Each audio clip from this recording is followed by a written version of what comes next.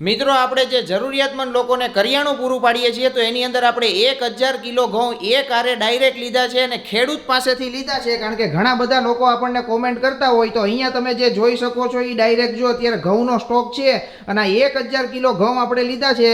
તમે ડાયરેક્ટ પેલા ક્વોલિટી જો એકદમ ઘઉંની ક્વોલિટી સુપર ક્વોલિટી છે અને અમારા બિલ્ડિંગની અંદર જ વિનુભાઈ રહે છે તો વિનુભાઈ આપણે ખેડૂત મિત્ર છે અને ખેડૂત પાસેથી ડાયરેક્ટ આપણે ઘઉં લીધા છે.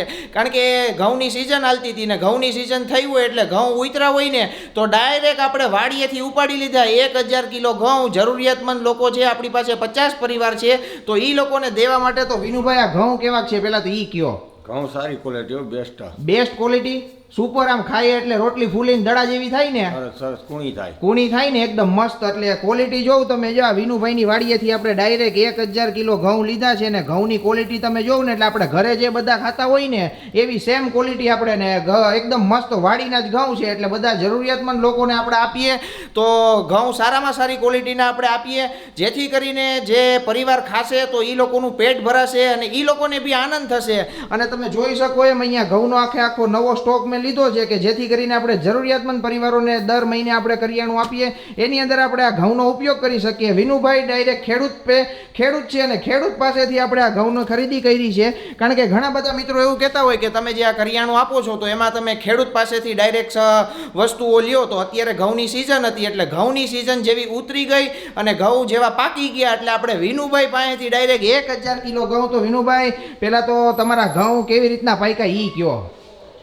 ઘઉં તો શિયાળાની ઋતુમાં ઠંડીની ઋતુમાં વાવેલા હોય. હા, અને કેટલા ટાઈમમાં પાકે? કેટલા મહિના થાય એવું? 4 માસ જેવું લાગે. 4-5 મહિના જેવું થાય ને તો 4-5 મહિના મહેનત કરે ખેડૂત ત્યારે આ ઘઉં પાકે. મિત્રો તમે આ ઘઉં જોઈ લ્યો એકદમ સારામાં સારી ક્વોલિટીના ઘઉં છે. આપણે જે ઘરે ખાતા હોય એ સારામાં સારી ક્વોલિટીના ઘઉં આપણે 1000 કિલો લીધા છે એટલે જરૂરિયાતમંદ પરિવારોને આપવાના છે. વિનુભાઈ આને ઉપર પહોંચાડવા છે ઘરે શું કરશું? પહોંચાડવા ને તો વાંધો ને. એટલે અત્યારે જોઈ લ્યો આ બધા બાચકા ભર્યા છે 50-50 કિલોના. એક જણાથી તો ઉપડે નહીં એવા બાચકા છે. અહીંયા નવો સ્ટોક એકદમ તૈયાર થઈ ગયો છે. તો મિત્રો હવે આ 1000 કિલો ઘઉં છે એ બધા આપણે જરૂરિયાતમંદ પરિવારો સુધી પહોંચાડવાના છે. આની અંદર તમારો સપોર્ટ જોશે. તમારો સપોર્ટ ફક્ત એટલો જોઈએ છે કે ફક્ત ને ફક્ત વિડીયોને એટલો લાઈક કરો, એટલો શેર કરો અને ધબધબાટી બોલાવી દો. બાકી બી દુનિયામાં કંઈ રાખ્યું નથી. આપણે દર મહિને 50 પરિવારોને કરિયાણું પૂરું પાડીએ છીએ કે જેની અંદર A to Z વસ્તુઓ આપીએ છીએ.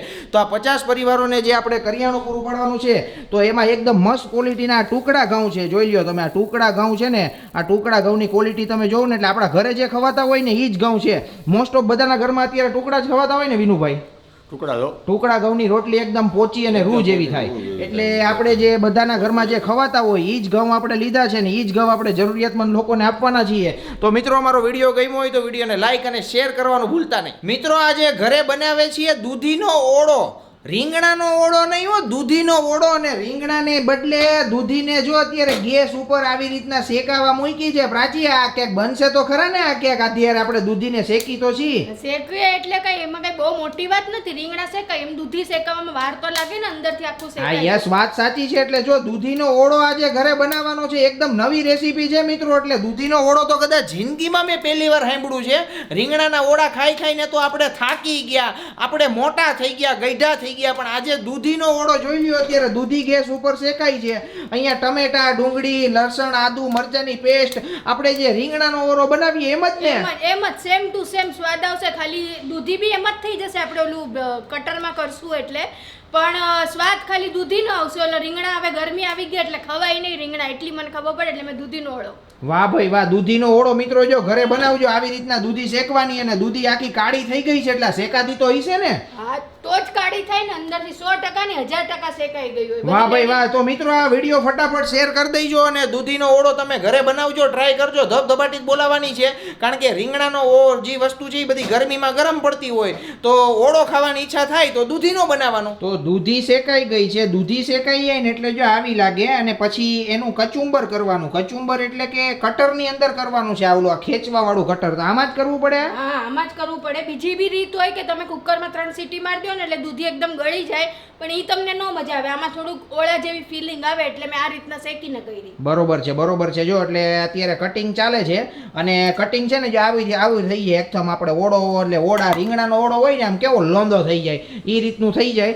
એટલે એટલે કટિંગ થાય ને પછી આનો વઘાર મારવાનો ને. પછી આનો આપણે જે ઓળાનો રીંગણો કરીએ ને એમ જ સેમ ટુ સેમ ઓળાનો જ વઘાર આની અંદર કરવાનો. ડુંગળી ટમેટું ને પછી જો આ કટર મશીન ની અંદર જ આમ કાટ કાટ કાટ કાટ કાટ કાટ.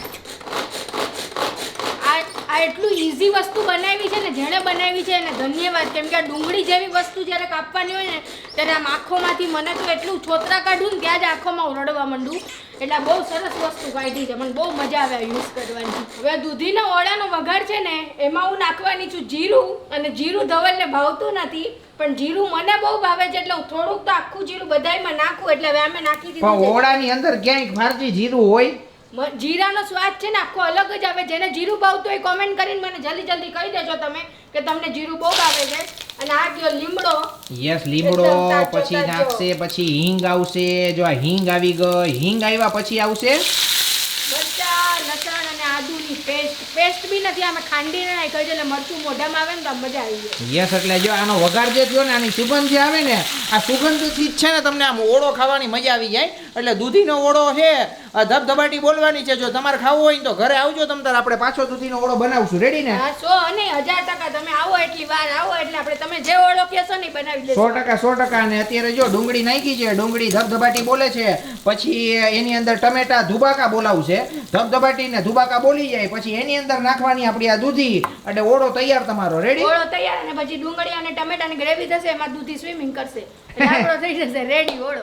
યસ. અને ફાઇનલ અમારો જો આ છે દૂધીનો ઓળો છે એ એકદમ રેડી થઈ ગયો છે. અને તમે જોવો આમ ખાલી કલર જોવો ને એટલે તમને આમ કલર જોઈને મજા આવી જાય. અને એની ઉપર હવે જો ધાણા જીરું છે એકદમ આપણું વાડીનું એકદમ દેશી ઓર્ગેનિક ધાણા જીરું, ધાણા ભાજી કહી શકીએ. કા ધાણા જીરું ક્યાંથી યાદ આવી ગયું તમને? ધાણા ભાજી લીલા યસ, લીલા ધાણા ભાજી છે એકદમ. જો એકદમ હેવી લોડેડ ધાણા ભાજી અને દૂધીનો ઓળો રેડી છે. તો હવે અમે દૂધીનો ઓળો અને સાથે ભાખરી ખાશું. તમે વિડીયોને એન્જોય કરો, વિડીયો લાઈક કરો, શેર કરો.